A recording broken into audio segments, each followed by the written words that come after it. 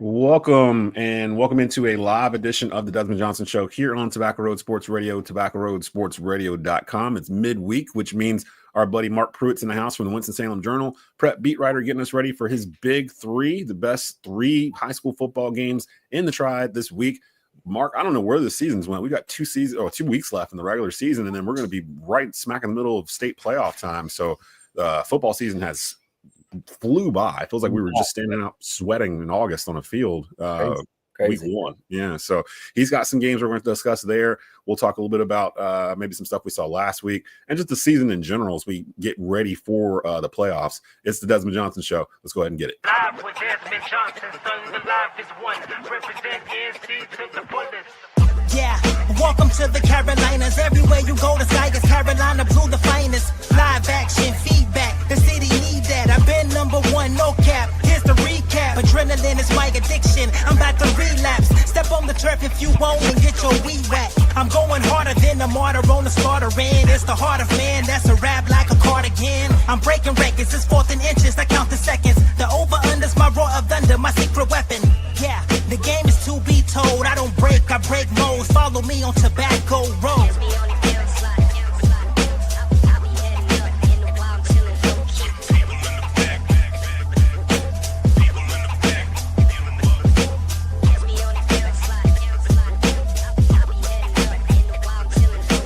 Live with Desmond Johnson, son, the live is one. Represent NC to the fullest. And it is a new episode of the Desmond Johnson Show here on Tobacco Road Sports Radio, tobaccoroadsportsradio.com. We've got 3 high school football games for you. No, I think it's just 2 this upcoming Friday here. We'll tell you where you can hear them, who's playing, and all that good stuff. Again, we're at the next to last week of the 2025 regular season for high school football as teams angle for seeding in the state playoffs that'll happen the first week of November. Marc Pruitt in the house from the Winston-Salem Journal, as he is every Wednesday. Marc, let's just dive right into it. Your big 3 for this week. There's a couple of interesting matchups around the Triad. Give us your first one here. As we have every week. This one, now we're getting down to the nitty-gritty with everything. And some conference races, you got clear favorites in the driver's seats. Some, like in the first game, Central Piedmont, 8A, 7A. We're going to go to Pothtown, West Forsyth at Reagan. If West Forsyth wins, they clinch the title pretty much. I don't foresee them losing next week in the regular season finale against Parkland.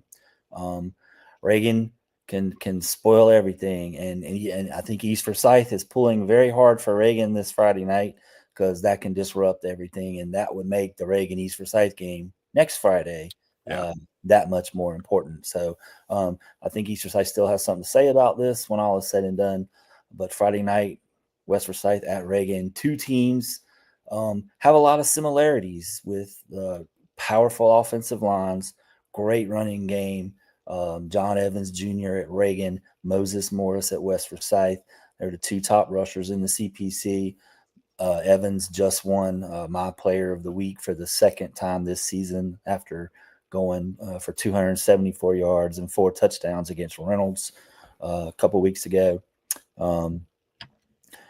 Moses Morris has been coming on. What a great impact player he's been for those guys this year since transferring from Lake Norman. Great defenses, both teams. West Forsyth had 4 interception returns for touchdowns last week against Reynolds, 3 of them by Josiah Nicholson. It was a record or something, wasn't it? Tied a state record. I read a little bit about that this week, and there might be more to come on that tomorrow. I can't say for sure. But great defenses. Reagan's allowed 73 points in 8 games this year, the Reagan defense. Wow. That's wow. Kalama up front, Leo Hazel-Rajasic at linebacker, 7 Glover in the secondary. Those guys have been really holding it down. Reagan's been impressive. I've seen them a couple times this year. I was out at practice Monday. They're looking good. They're confident. They're excited about Friday night. West Forsyth is excited about Friday night. I'm going to go spend some time with them tomorrow at practice. So this is going to be a good one. And as Coach McGee told me, we got a good chance to sell a lot of tickets for this one Friday night, which I can certainly see. Yeah, this is going to be huge, and we'll get if you want to get a preview of this, we'll be at Titans Talk tonight, live at 7:30 p.m. live from Mossy's Eat Sales and Spirits in Clemens with head coach Kevin Wallace of West Forsyth and the West Forsyth Titans football team and fans. They're every Wednesday night in season, so we'll have that there. And you're right about the CPC. We've had years where it's been West, Reagan, and East at the top of it, kind of circling around each other. And I think we had a couple years ago where it ended in a 3-way tie, and they had to do like some kind of weird 3, I believe. Reagan kind of unexpectedly beat West at West, and then the East-West regular season finale, the game that was going to determine the conference championship, that East came back. Well, I think they were trailing 3 different times in the fourth quarter and came back behind Bryce Baker. I know he threw several touchdown passes in that one, but that was the last time I remember it happening where it was kind of this convoluted.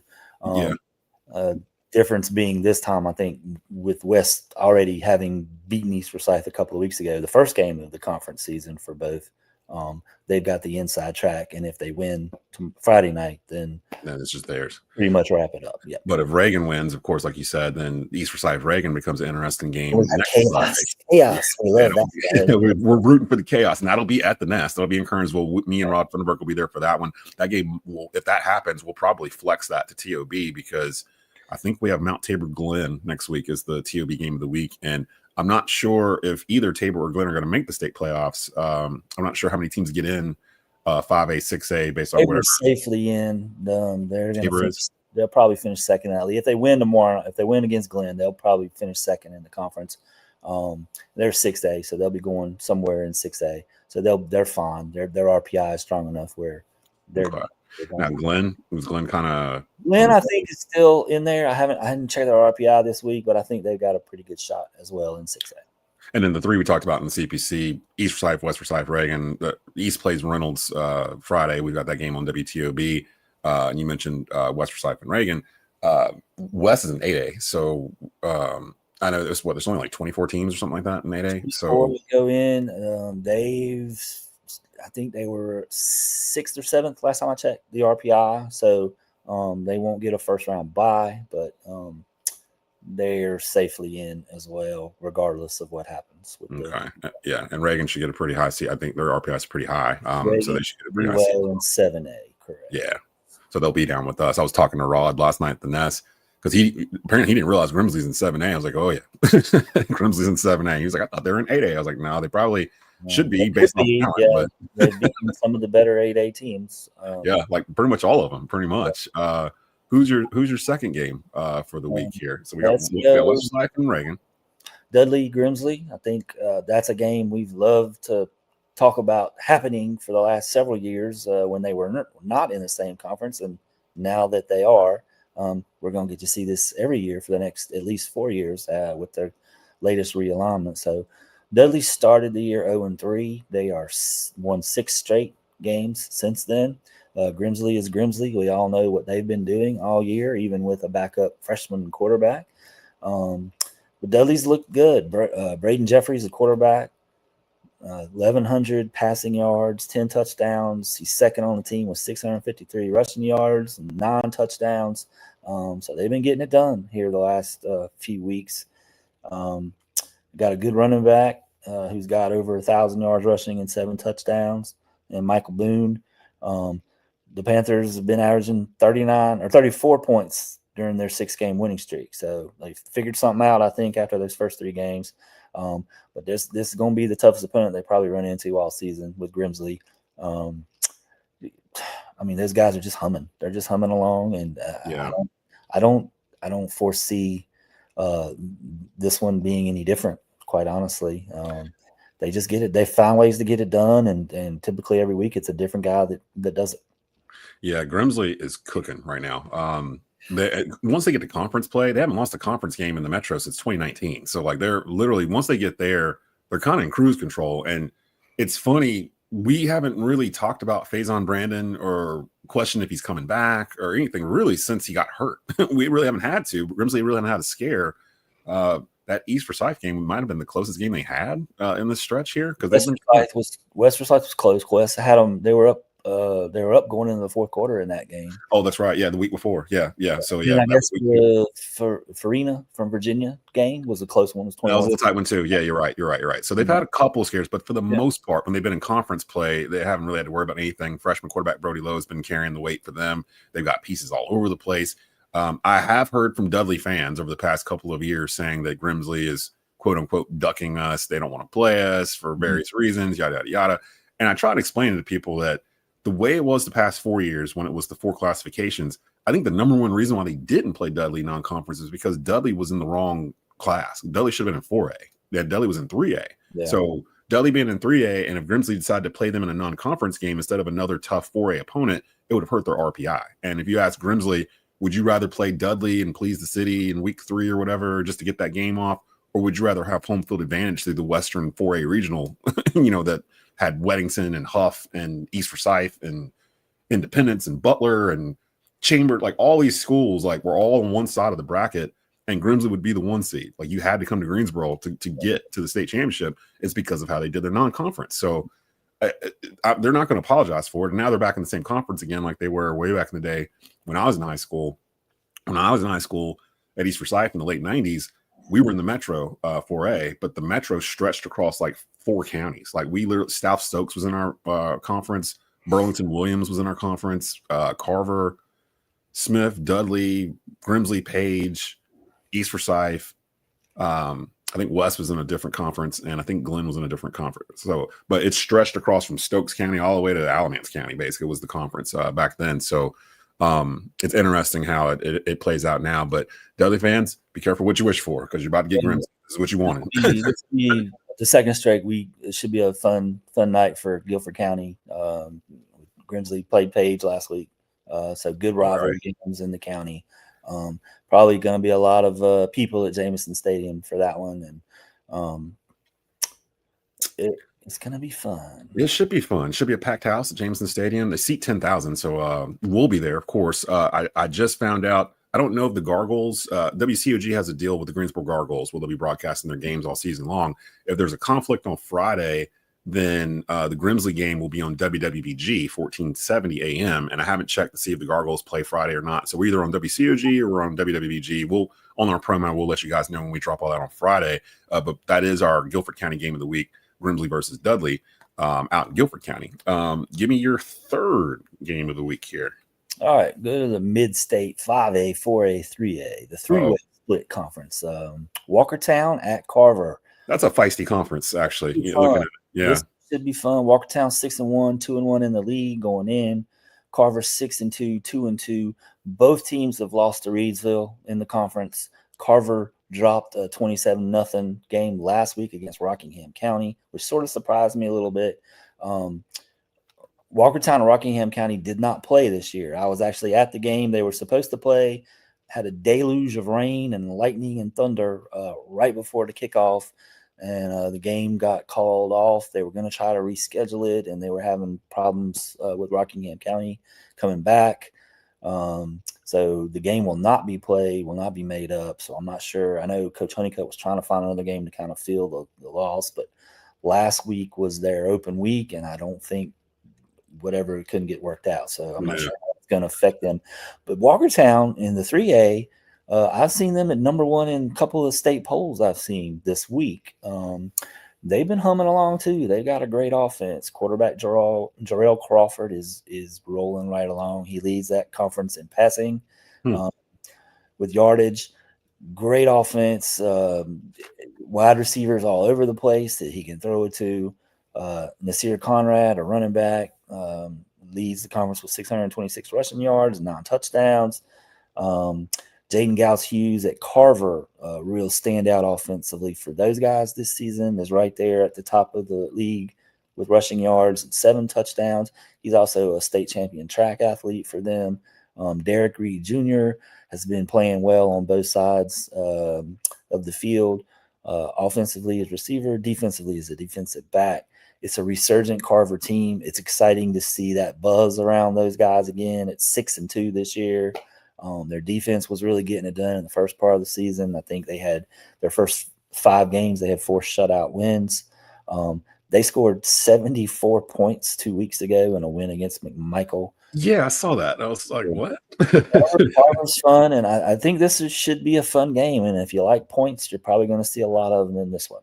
And a lot of these kids know each other because this is kind of the same general area. A lot of kids that go to Walkertown were originally in Carver's original district before Walkertown was built. So kids that are now going to Atkins and going to Walkertown originally were supposed to be at Carver. So you got some kids that probably play Pop Warner against each other or middle school football or whatever it may be. That is a very interesting one. Shout out to Coach Trip Honeycutt over at Walkertown. I love what he's done with the program over there, where just a couple of years ago, to be honest, Walkertown was kind of a feeder school for East Forsyth. It felt like the kids were just over there for a year or two and they'd transfer over to East. And he's kind of, as soon as he got there, that kind of stopped and they kind of kept their talent there. They've been able to build. Walkertown's a team to watch. Are they in 5A or are they in 6A? They're 3. Or 3A. So, yeah, keep an eye on them because I feel like they got a shot to actually do something here in November, state playoff time, now that they're in 3A and they won't have to run across the Reedsvilles of the world and Shelby. They got a real shot to go a long way, I think. Yeah. And like I think I said earlier, they're number one in a couple of the state polls I've seen on some of the other websites this week for the first time. They got Shelby out there, the Mount Airy's out there, but I know Coach Honeycutt before the season when he and I talked, he was pretty excited about it, kind of how they could be, especially with a lot of the transfers he got in, who are helping with the team now to where they are to the point of this point in the season.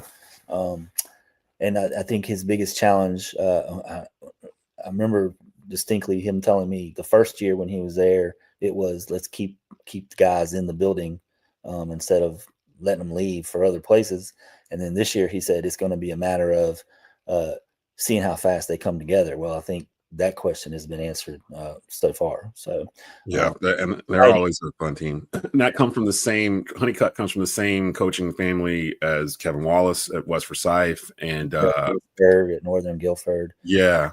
So for him at Greensboro College, and he played at North Davidson under Marc Holcomb. So he's got a lot of great influences with good pedigree for his sure. dad Claude has been helping, or Papa Cut as he told me to call him.